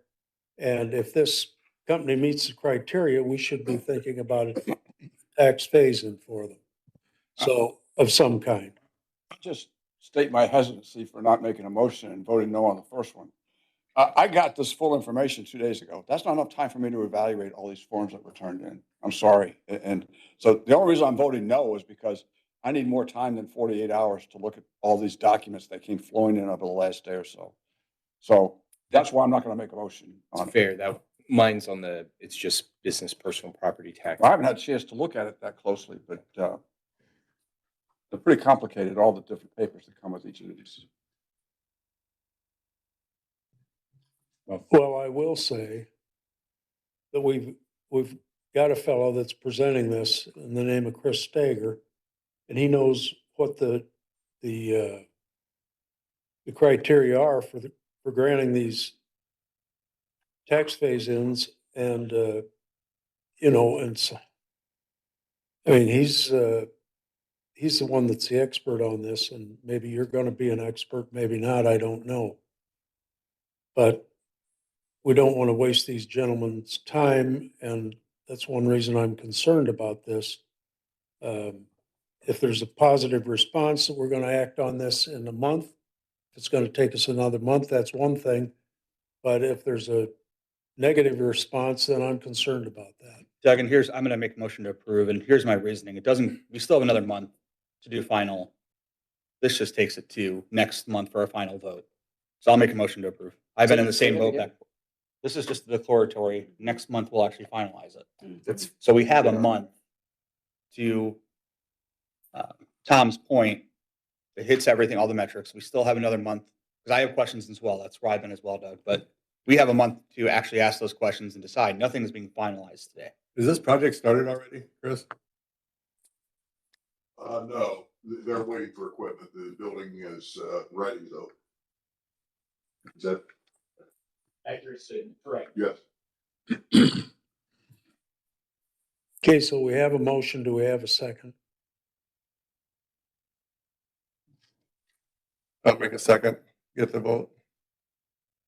Roll call vote, please. Any other questions from the council?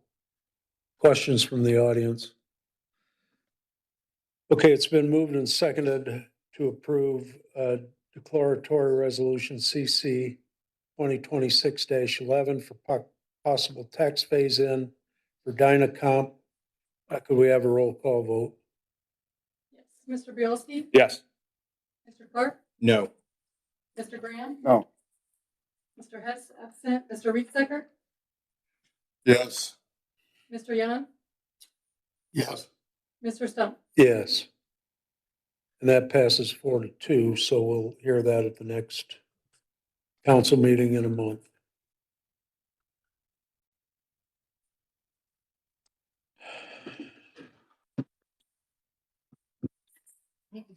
Yep, we're ready. Our third project is Champagne Metals. They are a premier metal service center specializing in aluminum sheet and aluminum coil processing.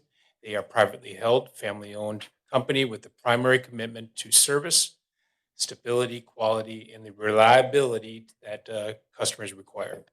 Whether you need aluminum products or toll processing, Champagne Metals will meet and or exceed your expectations. They have locations in Oklahoma, Colorado, Minnesota, New Mexico, Missouri, Arizona, and Indiana. They are here today to share more about a 60,000 square foot expansion to their current location at 51360 Greenfield Parkway in Middlebury. They will create more production and warehouse space. This $3 million investment in real property will create 30 new jobs with an average wage of over $55,000. Darren Hayes and Chris Stager are here to answer any questions. Yeah, it is. Good evening, Darren Hayes with Champagne Metals. I've been representing Champagne for about 15 years. During that duration, as you all know, we began in 2013 with our Greenfield facility there on I-80, and we've continued to grow with 2 additional expansions from the original one.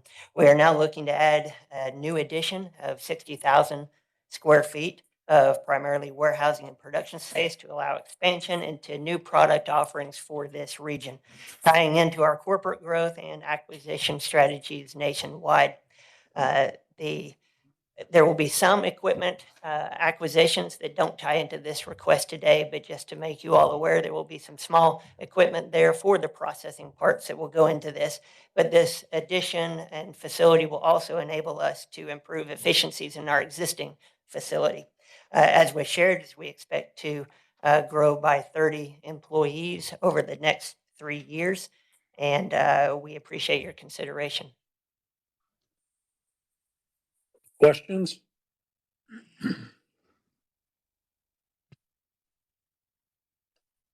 Yeah, I don't have any. I was gonna say that, I think Champagne Metals had a tax phase in back in 2013. Yes. Seems like you guys did another edition since then without a phase in. And so this would be a second phase in on that same business. Yes, sir, that's correct. We've actually done 2 additional additions without one. And since, that was one of the first phase ins I think we've done, I always considered that to be one of our better examples of how that works. So we appreciate that, and we have now grown to where this is our largest facility by far, as well, especially with this addition. I don't really have a question. I just wanted to Thank you. clarify. No, that. that's good. That's fine. Comments are accepted. Steve, you want to explain this one? Steve Olson, County Attorney. This is your declaratory resolution designating economic revitalization area and qualifying certain real estate improvements for property tax phase-in. This one is just real estate, no personal property.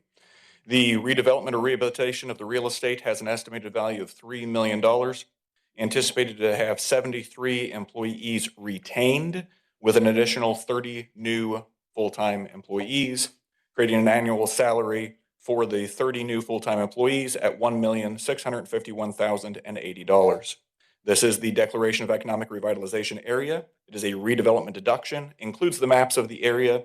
The Economic Revitalization Area designation will remain in place only until March 31, 2027. Again, the period of time they have to complete the improvements.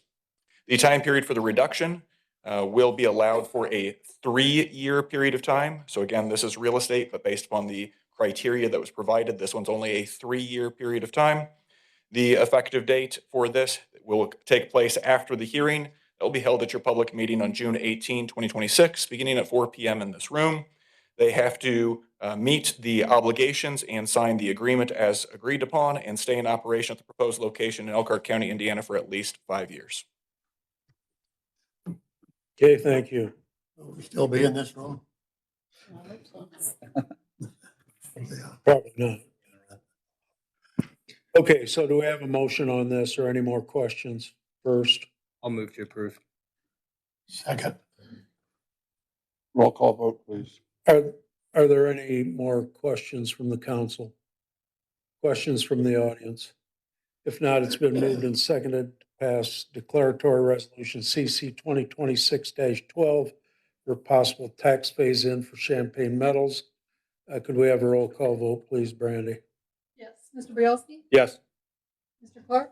Yes. Mr. Graham? I'm going to recuse myself from this vote because Brandon Champagne happens to be a good friend of mine, and I don't want any conflict. Legally, probably not a problem, but I would just soon not vote on it. And I want to agree with Randy. They've been spectacular as far as utilizing the structure we set in place and setting forward. But just due to that reason, I'd rather abstain. If he's friends with you, can I take my yes vote? Doug has friends. Okay, one abstention. Go ahead. Go ahead, Brandy. All right, Mr. Hess absent, Mr. Rietsecker? Yes. Mr. Yan? Yes. Mr. Stump? Yes. So it passes 5, 4, and 1 abstention. So we're ready for the next one. Okay, our last project is Supersede Not Wood. Supersede aims to replace obsolete building material with superior products and modern manufacturing methods, utilizing the abundant waste mankind generates. Supersede products are 100% recyclable, produce CO2 emissions lower than traditional plywood, and use locally sourced recycled plastic. The technology designed by automotive engineers enables microplants to be placed in close proximity to waste streams, contributing to neighborhood cleanup efforts. Supersede's product outperforms wood-based products in performance, mold and rot resistance, splinter resistance, UV stability, and fire resistance. Supersede aims to address issues of price volatility and reliability in the lumber supply chain by offering fixed pricing, significant cost savings compared to traditional plywood, and an off-cut buyback program to minimize waste. By operating on a smaller footprint compared to traditional lumber supply chains, Superseed minimizes points of failure and reduces price fluctuations. They're here to discuss a new location at 51650 County Road 133 in Bristol. This project will require an investment of almost $9 million in personal and real property to develop a portion of the old Brinkle building and create 50 jobs and an average wage of over $74,000. Mike Musamelli and Chris are here to answer any questions.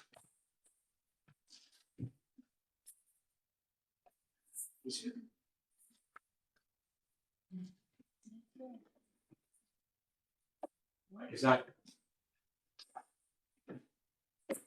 Well, I'll try to answer the questions, but we expected. You know where this is going.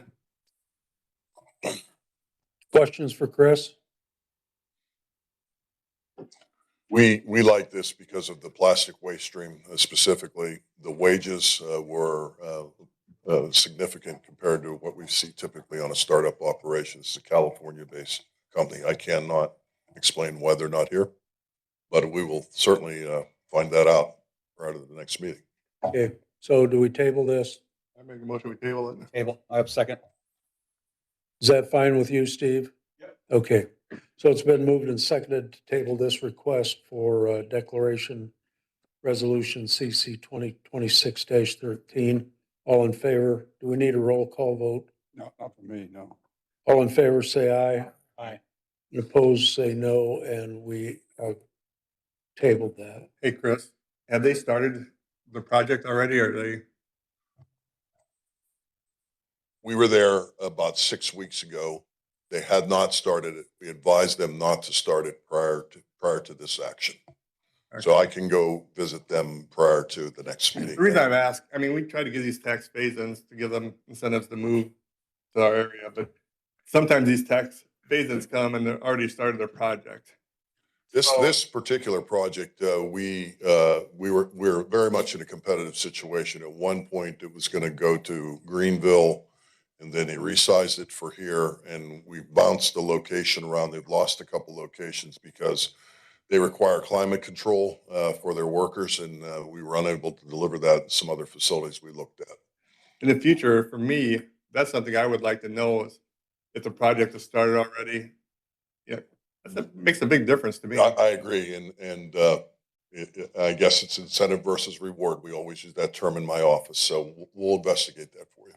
Okay. Any other questions? Well, I think if they're not going to be here and want some kind of a response, they need to either have some kind of representative. We were told Or- Mr. Mike was going to be here, Yeah. but I can't explain without. Yeah, I I know. don't have his phone But- in my number. in But my it's phone. been, when our department heads don't show up and want something, normally we deny it, or we don't deny it necessarily. We table it, and I think that's the experience we've had in this regard I as well. appreciate you tabling it. Okay. Thank you. All right, thanks, Chris. So we'll move on now. Steve's got some, Steve Olson has some interlocal agreements and funds to set up. Again, Steve Olson, County Attorney. First two items I'll kind of explain together. You can take them individually. But the first two items I'm presenting are two interlocal agreements that reflect the interlocal cooperation between county and city government to maintain roads in an efficient and cost-effective manner. These agreements help create overall savings for Elkhart County taxpayers.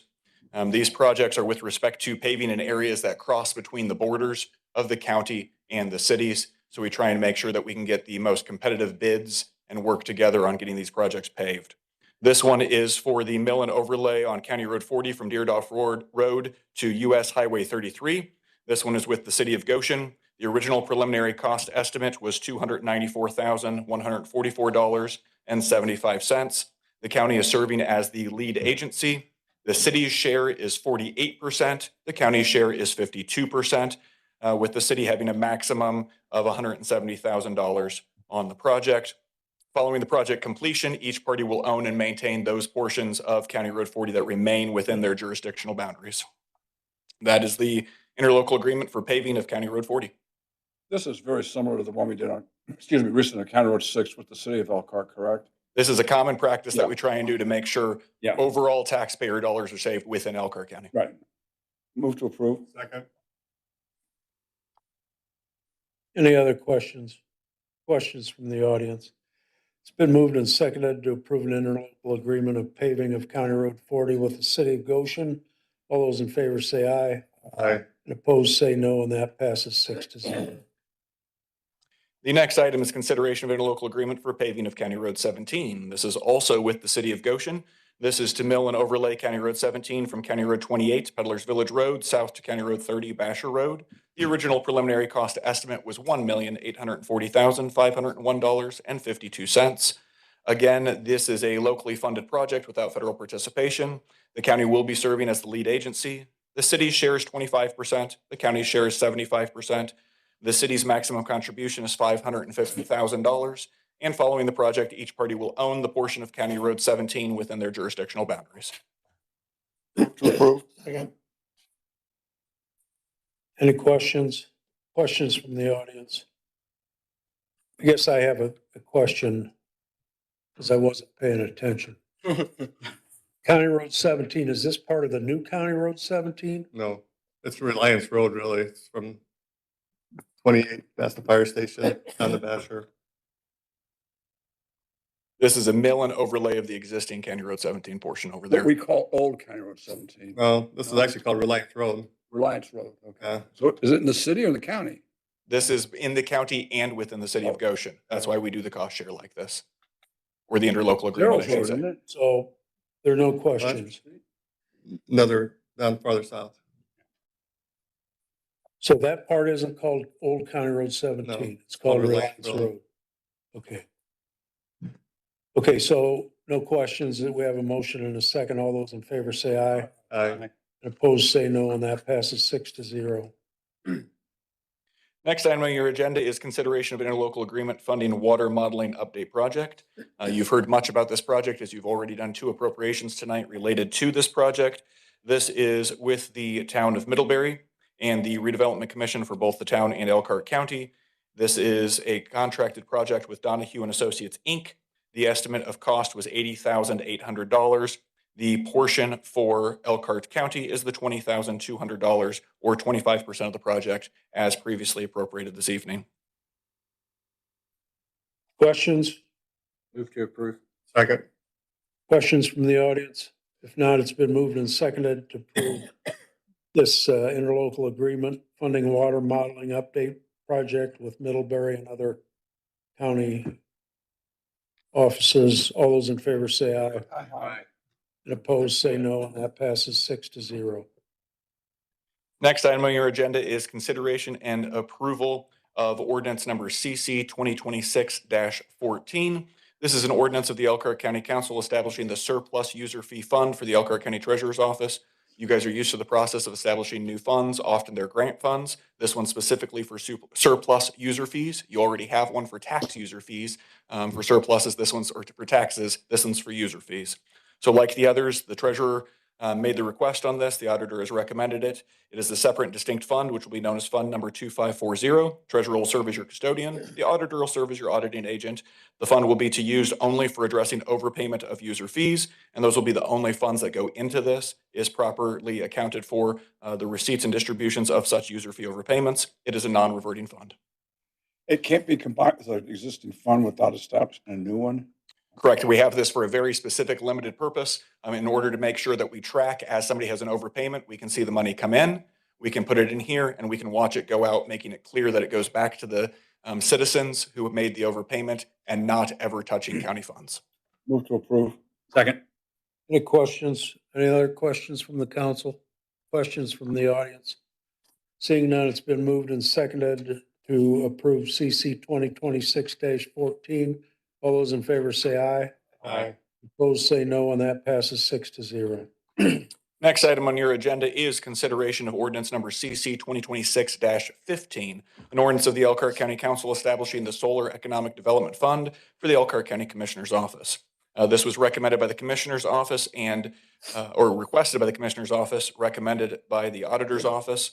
This is the establishment of the Solar Economic Development Fund in order to properly account for the receipts and expenditures of the economic development payments made in connection with any solar projects. As you know, we had a solar project in the past. They have an obligation under their contract to make payments for which we have to use for specific purposes. That's why we're putting it within this fund to ensure those purposes are made. This would be a separate and distinct fund under 4934. The treasurer will serve as the custodian. The auditor will serve as the auditing agent.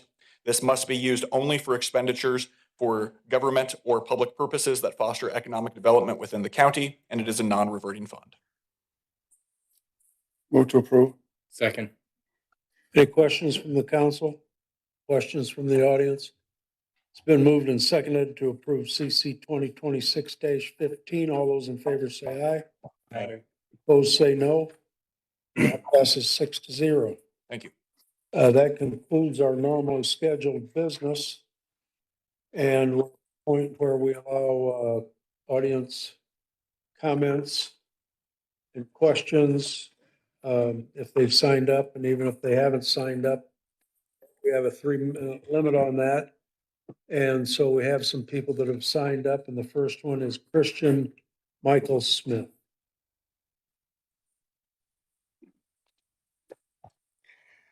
Good evening, Council. Sheriff, thank you. He will be the only one that can really, he was there during my termination. My name is Christian Smith. That is my name, not my occupation, because I don't have one anymore. Okay.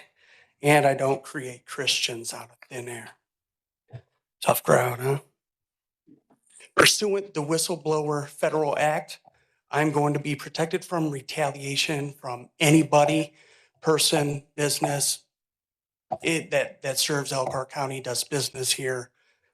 I was unlawfully terminated from the Elkhart County Public Safety Communication Center under the pretense of retaliation. It is legal, yes, to terminate someone by citing the Right to Work Act in Indiana. What is not legal is terminating an employee with a pretense of retaliation for contacting human resources due to a health concern and a concern of misconduct in upper management. That is why I'm here today. There are also there's a lot of other evidence that I have procured and I have with me today. I can make copies for all of you. My expectation from sitting here today is to let you guys understand that there is misconduct happening there. Is it a civil conspiracy? I don't know. That's a level 2 felony if I don't get shot and killed. Right. So I am here to state that there are crimes being committed. There are smear campaigns happening. There is slander, libel. There is all of these things happening between employees. And here's the one thing I want to tell everyone. I love and serve this community. I love everybody here, and I respect everyone for doing their jobs and doing it correctly. Leadership has a bar, and it's set up here for all of us. And I expect that from everyone. And I have not seen that. My life has been ruined. My finances are fucked. Sorry. They're ruined. I had to cancel my car insurance yesterday. I have $200 in my bank account. My wife is now footing the bill. If you would, or if any of you have any questions concerning this, it is all public record. You can find the emails. You can find the memo that I was harassed by. If you have questions, if you would like the evidence, feel free. I'll stay here until everybody's done. Thank you. Jeff Long. Oh, you've already spoken. So I believe that that takes care of all the people that signed up. Is there anybody here that didn't sign up that cares to speak? If not, we're ready for a motion to adjourn. So moved. Second. All in favor, say aye. We're adjourned. Thank you. Yes.